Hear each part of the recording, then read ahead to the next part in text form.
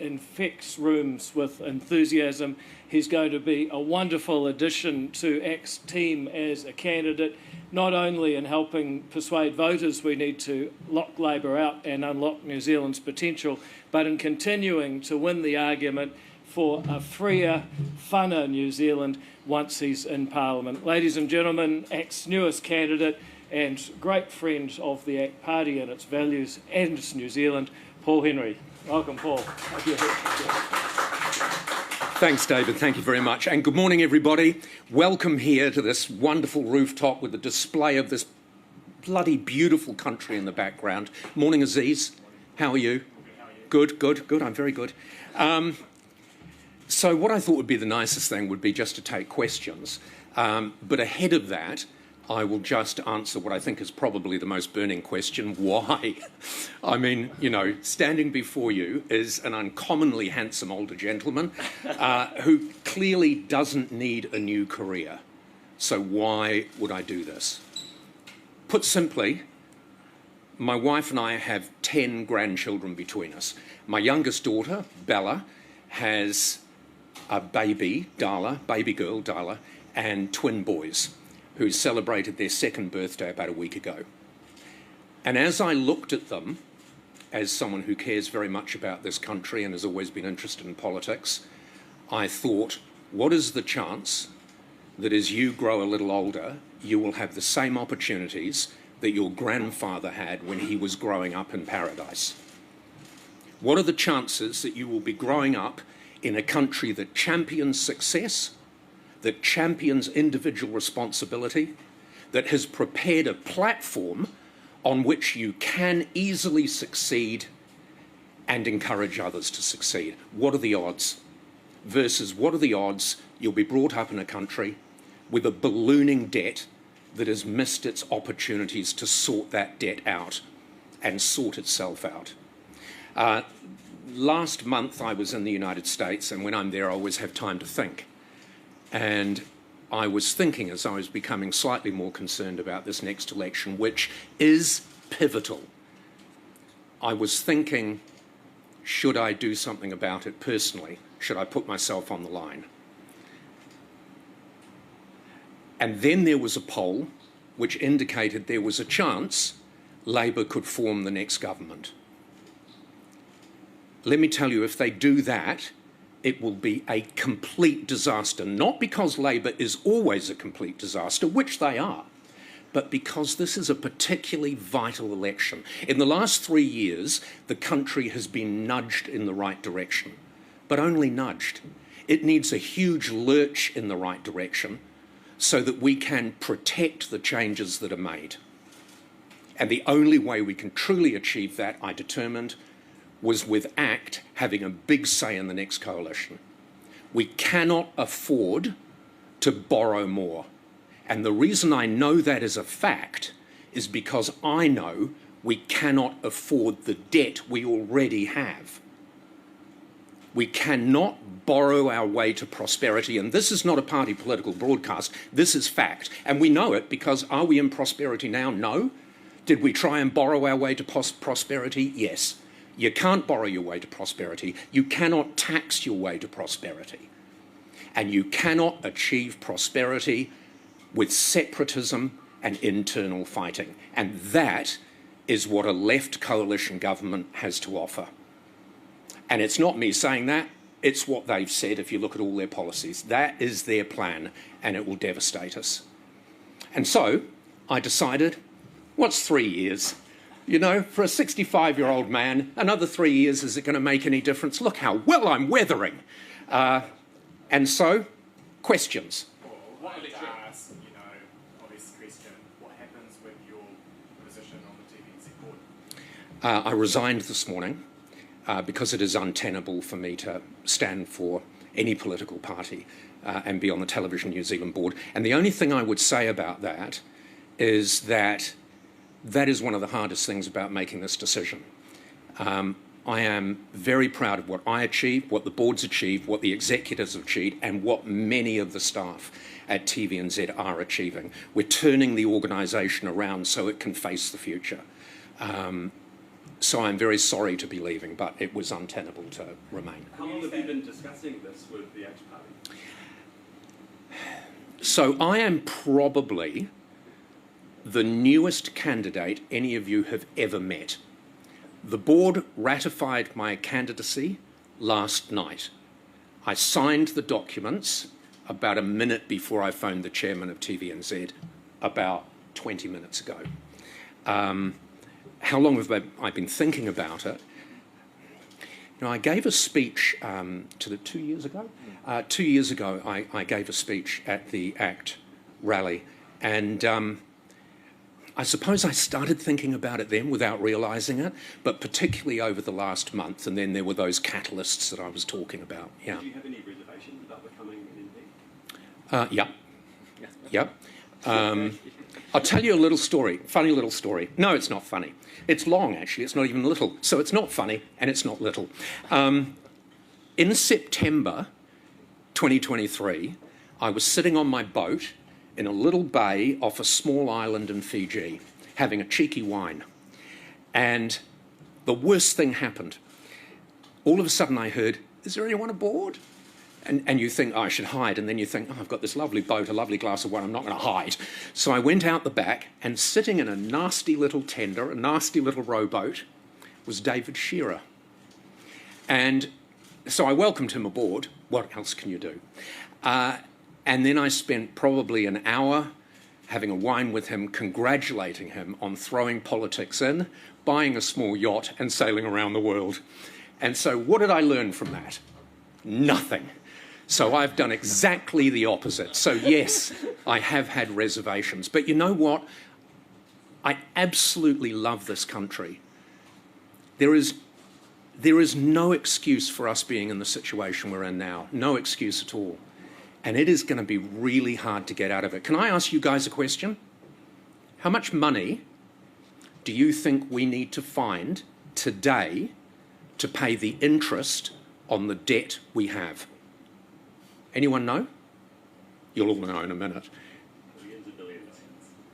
We have to find today $24.5 million to pay the interest on the debt that we were left by the last Labour government. And to be fair to them, there was a bit of a debt going in, but boy, did they hammer it. Now, the problem with that, because at the end of the day, 24.5 million a day, you know, rounding error.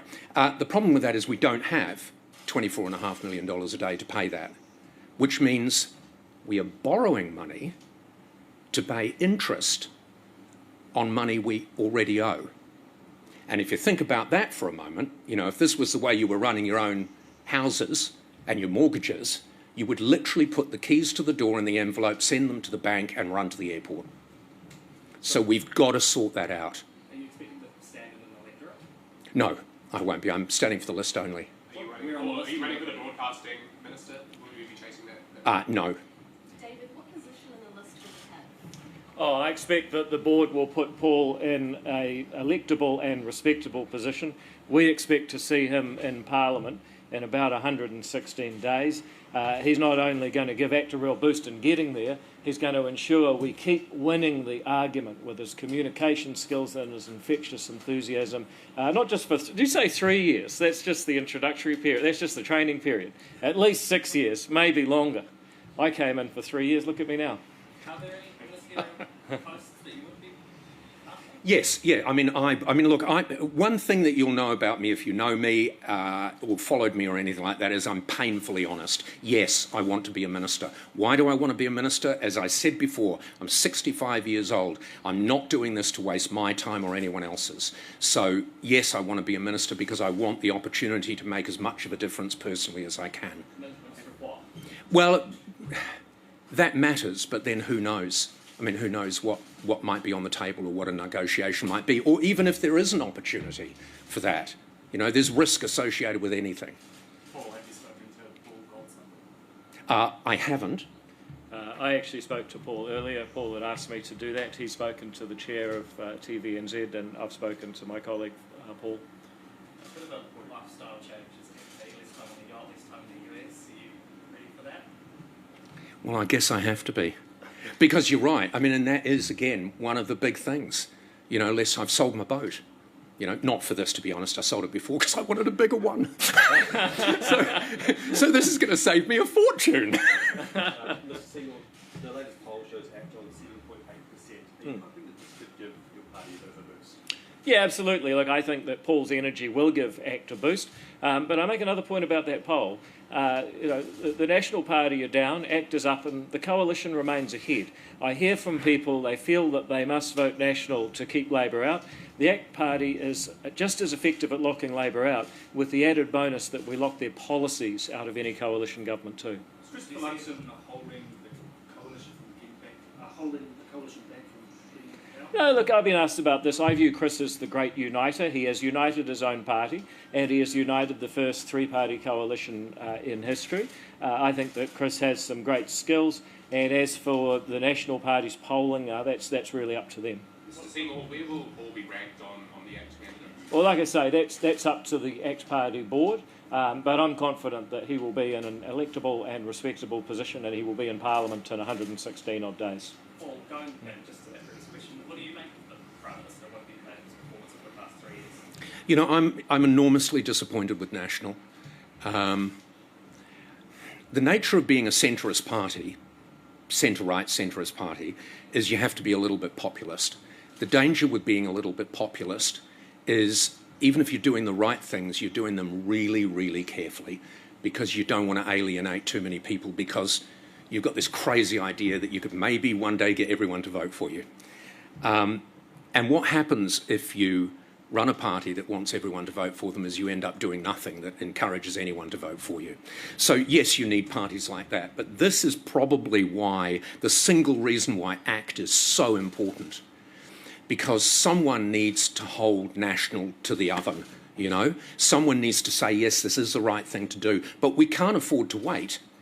You know, we can't afford to just give it a go. And an example of that is if Labor were to get in on November 7th, they can turn this all around just like that with a big borrowing, you know? Introducing a few taxes, a few of their crazy policies. They can turn it around just like that. What we need to do is lurch in the right direction and secure our future. You ran for National in 1999. What's changed between then and now? God, that is great.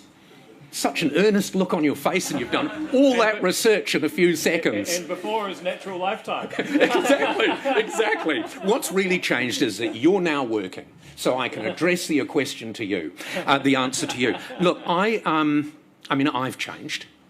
I know a great deal more about life. I know a great deal more about what we need to do. But also, New Zealand's changed a huge amount. Do you know what I was thinking before? I was thinking, you know, we could say, you know, don't let Labor in, it'll send us back 30 years. You know, in many ways, New Zealand was better 30 years ago, so I'm not going to use that line. In many ways, when I stood last time, there was more opportunity. You know, why is it that people's expectations in this country are so low? You know, you look around and think it's absolute paradise. Why are people's expectations so low? Because I remember when I was growing up in this country, and I don't want to go back too much, but when you look at your grandchildren, you sort of do that. You go through that in your mind. When I was growing up in this country, we had ludicrous expectations. Every boy in my class, including me, wanted to be an astronaut. We dreamed big because we were living in a country that dreamed big and supported that. You know, there is no reason at all why this country shouldn't be the most envied place on earth to live. No reason at all.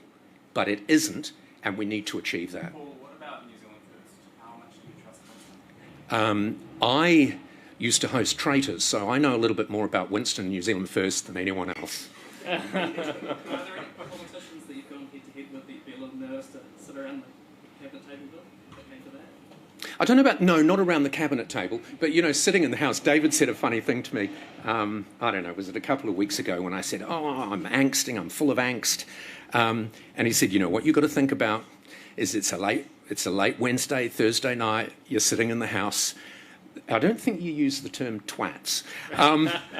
That's my term. Better at that, yeah. Basically, you're sitting in the House late at night, listening to a bunch of twats carping on. Is that really how you want to spend the next few years? So I suppose what I'm nervous about is, it's not nerves, but I'm a little wary of that aspect. And also the fact that out of the blue, someone stands up and makes a point of order, and they quote section 193(c).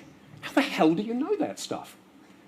AI. Twat's been said in the debating chamber before? What's that, sorry? Do you think twat's been said in the debating chamber before? I wonder, let's give it a go. Are there any ideas that you have that you want to implement while you're an MP? Is there anything that you want That's a great question. And the answer is yes. But, I mean, now's not the time to talk about those things. But yeah, that's a great question. One thing, and actually, this was an idea that I brought up when I did the program Rebuilding Paradise during COVID. And, you know, the Labour government had this extraordinary opportunity during COVID where no one was questioning their need to borrow money. No one was questioning it. That didn't matter. What mattered was were they investing it or throwing it away. And as it turns out, they threw it away. They were throwing it away and continued to throw it away and borrow more and throw that away. One of the things I suggested they do with some of that money, and I would love to do this, David, you've not heard this before. Oh, good. One of the things I'd love to do is build a cancer hospital here, a world-class cancer hospital. It'll cost multiple billions of dollars. I think you could easily get a group of wealthy New Zealanders to stump up with about 10 billion, easily. The rest of it, we would borrow. But that would be an investment in New Zealand's future. I'm not talking about a cancer hospital just for those in New Zealand, although it would hugely benefit New Zealanders, but a world-class hospital that people will travel here for. That's the kind of investment that we should be making. That's the kind of thing that makes us one of the most envied countries in the world. The party is known for spearheading within government the pullback on public spending, the move to have fewer people in public roles. Yep. Is that something you support? Oh, 150%, which is incidentally a percentage crime. 150% I support that. You know, if you think, when David was talking about this publicly, all of a sudden people are up in arms, you know, well, is it going to affect the front line? A valid question, but, you're making people redundant at a time when there's not. What they're really saying is, I want my tax money to go towards paying people who are not doing a worthy job that is necessary. And when you cut people that are not doing a necessary job, when you stop repetition in government departments, close government departments down because of the extraordinary repetition, you're not just saving the money of the people that you're paying to be there, but you're improving the economy by taking unnecessary red tape out of the way. That is one of the two most important things that ACT stands for, because ACT knows our economy is too small and our bureaucracy, our government, is too big. How many billions need to be borrowed for that cancer hospital? How many? Billions. I don't know, I haven't done the... You know me, Aziz. I'm a big picture man. I haven't worked on the detail for that. We'll employ 50 people to work that out, which of course we won't do. Well, you just said before that we're in a huge amount of debt. Do you think that's a sensible thing to be doing in the next 3 years? The other thing I said before is, and I'm not talking about, I answered a question just because it was in my mind and I could answer it. I'm not saying we do that in the next 3 years. But what I did say before, which is vitally important, is if you borrow money, you've got to borrow money to invest. You've got to borrow money that's not only going to pay for itself, but it's going to make New Zealand a better place and it's going to make money for New Zealand. That's not really borrowing, that's investing. But honestly, I'm talking about something which is top of the head stuff. The cancer hospital, what do you have to say about that? Well, I have a couple of things. First of all, I completely endorse Paul's point that we've spent a huge amount of money and don't have anything to show for it. We're short of infrastructure. We've got hospitals that are falling apart, and yet there's also a huge amount of debt. So that underlying point is absolutely correct. It's also true that ACT has driven the initiative to spend more money on cancer, 604 million, about 360,000 people getting extra treatments since I've been in charge of Pharmac. And it's also true that we need to have public and private working together, as Paul has alluded. You can often substantially raise money from the private sector if you don't have an allergy to private sector involvement. And the final thing I like about what Paul has said is that we should aim to be the best in the world. We shouldn't be sending people overseas where they have better treatments than us. Imagine in New Zealand, where people around the world say, if you've got cancer and it's really bad, New Zealand's the place you need to be. Isn't that a great dream for our country? Just on that poll again from this morning, Yeah. opportunity within the margin of error, is there anyone which you pick up the phone to opportunity if you need to? Well, look, I mean, first of all, they're not there. But second of all, I think it's becoming clear to people that they are a left-wing party. Their basic premise is to solve the welfare problem by putting everyone on welfare and then pay for that by taxing your property. That is to the left of the Greens. The Greens must be envious that they haven't thought of something that left-wing. I imagine they're probably really crying into their pillow about this. Maybe they'll copy the policy soon. The next point I'd make is that, you know, while they may be different from what they've presented themselves as, the real problem they have, in my experience, the political career is like one of those Polaroid photos. It gradually becomes clear, and I think as people see the picture, they'll ask themselves, where's this party that presented itself as being in the centre and could go either way when really it's hard left? I think that's the real challenge for them. So let's see. They're not there yet. Maybe they'll get there. Maybe we could work with them, but it seems almost impossible to imagine, and there's lots of reasons why that scenario becomes less likely with each week.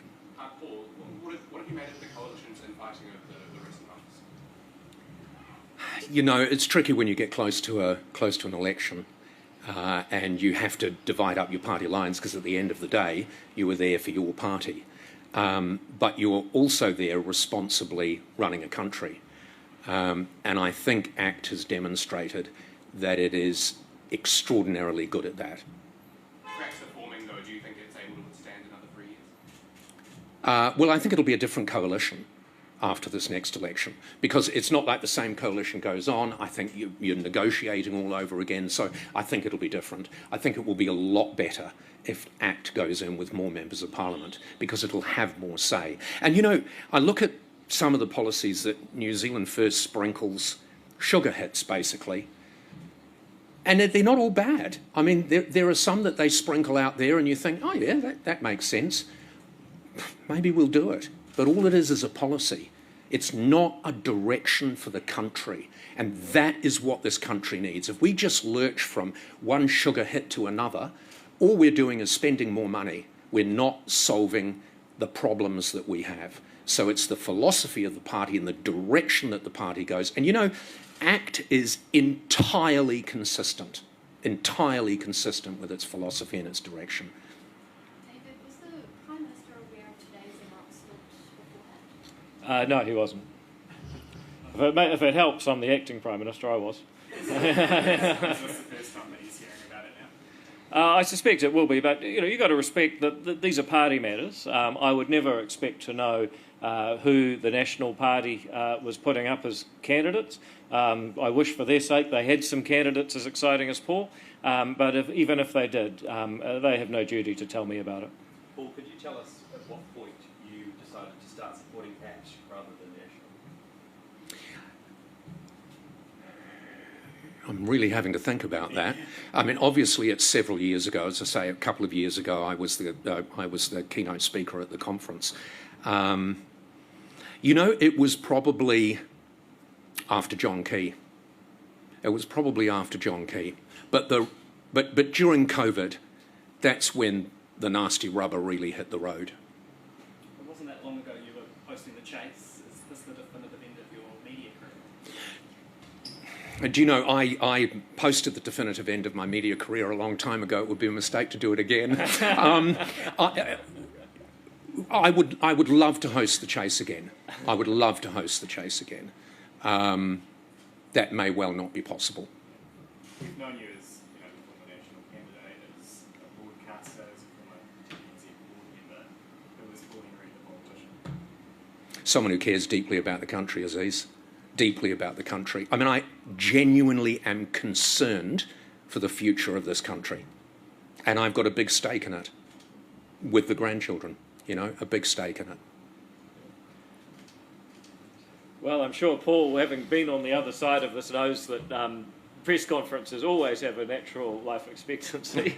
So Unless there's a burning final question or anything unrelated to this in another role, we'll leave it there. All right. Thank you very much. It's a great turnout. Seriously, Yep. guys, thank you so much for coming. Thank you. Thank you very much. All right. Well done. Well done. And I'll see you around. Yeah.